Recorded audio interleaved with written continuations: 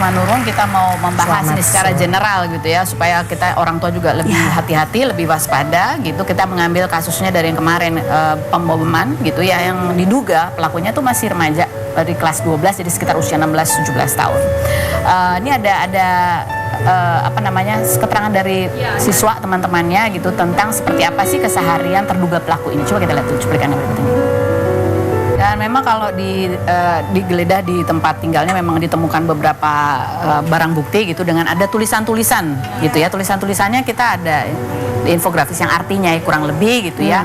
Ini kayaknya ya yang dia tulis itu tentang keyakinan, tentang adanya slogan teroris domestik Amerika, jadi kayak white supremacy, bahwa kulit putih itu lebih mendominasi. Kemudian juga dia memasukkan juga teori Darwin gitu ya, natural selection.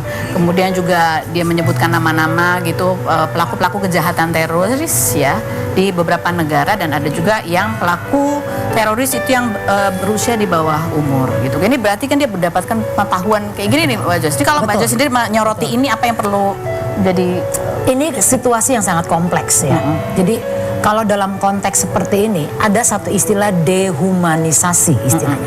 Jadi kita menempatkan orang lain dalam posisi sebagai musuh, sehingga dia tidak perlu dikasihani dan dia berhak mendapatkan perlakuan kekerasan dalam bentuk apapun. Nah, dehumanisasi itu datangnya dari mana? Adanya ideologi. Ideologi. Betul. Kalau kita sederhanakan, ideologi itu adalah sistem kepercayaan, belief system deh kerennya. Ya, itu seperti contoh white supremacy, gitu. Yang kuat itu harus memimpin, harus menang gitu ya. Betul. Jadi kalau orang sudah punya keyakinan seperti itu, artinya hal ini bukan datangnya baru. Ini sudah menjadi paparan yang terjadi beberapa waktu sebelumnya. Gitu betul. Ya? Bisa media sosial itu hanya menjadi pemicu mungkin. Tapi barangkali dari orang-orang terdekat yang menjadi contoh atau role model. Atau diperkuat juga dengan misalnya kondisi kekecewaan, kemarahan, atau ketidakjelasan tentang diri. Jadi dia tuh pengen dapat pengakuan, pengen dapat sebuah pengesahan, saya hebat, kamu tuh bisa A, bisa B. Nah, yang selama ini mungkin tidak pernah dia peroleh. Jangan lupa ini usia remaja. Di usia-usia badai seperti ini, pengakuan itu nomor satu yang paling penting. Dari mana? Dari sekitarnya, peers. Jadi dia nggak perlu gurunya bilang kamu pinter, tapi dia perlu teman-temannya bilang lu paling keren di sini. Nah, jadi tidak mengherankan jika target yang dia tuju terutama adalah rekan-rekan, teman-teman seusianya. Supaya dapat label itu.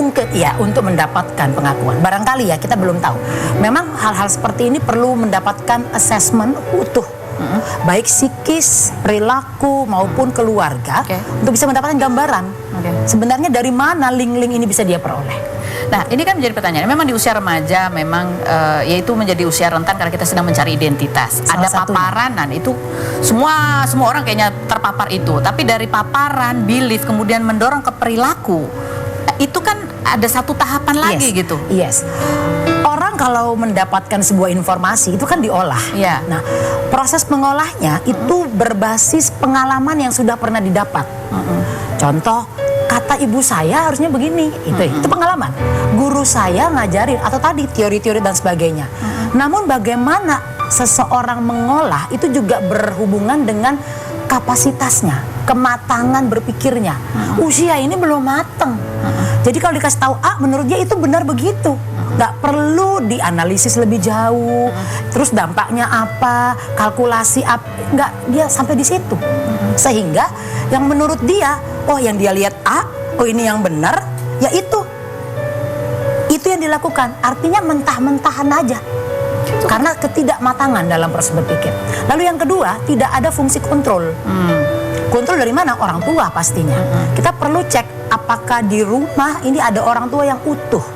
Sebagai tadi pendamping, sebagai teman, sebagai pemberi mungkin informasi yang jelas, membantu untuk mencerna itu semua. Ada nggak? Atau dia ada di komunitas misalnya ya, guru-guru yang memang dekat secara emosional. Karena kemungkinan besar anak seperti ini secara emosional sangat-sangat terganggu, tidak aman, insecurity-nya sangat tinggi. Jadi perilaku kekerasan umumnya dilakukan oleh orang-orang yang punya rasa tidak aman yang sangat signifikan. Jadi dia ingin mendapatkan itu. Dengan dia melakukan kekerasan, dia merasa dirinya terhindar dari ancaman-ancaman yang mungkin dia lihat dari media, dia dengar dari sekitarnya, atau dia bangun sendiri di pikirannya. Dia anggap itu ancaman gitu ya. Menurut dia, bisa jadi begitu. Bisa jadi. Gitu. Jadi ada beragam macam faktor dan kompleks gitu ya. Itu makanya perlu di-assess. Tapi itu tadi kan dia sampai kan itu orang informasi, dia believe, dia percaya itu dianggap ancaman, sampai ke perilaku nih. Karena dia perilakunya berencana ya kan. Betul. Rencana, dia terstruktur pikir, ya. kan. Ya. Itu perilaku itu kan kadang-kadang gini ya, sesuatu yang bisa disengaja bisa tidak ya. Kalau kekerasan itu sifatnya bisa sengaja bisa juga tidak. Nah, kalau ini kan sudah disengaja karena dia punya perencanaan. Contoh, bom itu kan dirakit. Artinya dia sudah beli di mana, dia sudah pelajari cara membuatnya dan sebagainya. Atau dia sudah mendapat bimbingan mungkin dari siapa yang kita nggak tahu. Kalau sudah terencana, ini tidak hanya bicara soal kepengennya mendapat pengakuan, tapi memang ada unsur empati yang lagi tidak berjalan. Empati tidak berjalan. Yes, empati itu kepekaan. Kepekaan tentang kondisi orang lain, bagaimana dampak buat orang lain, itu udah mungkin ya kalau bahasa saya sudah dia buang.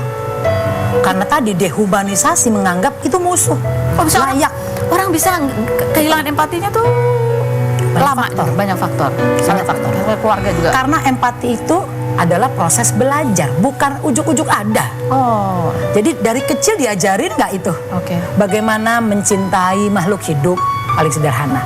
Bagaimana mengasihi bapak ibunya, temannya, ada nggak pembelajaran seperti itu?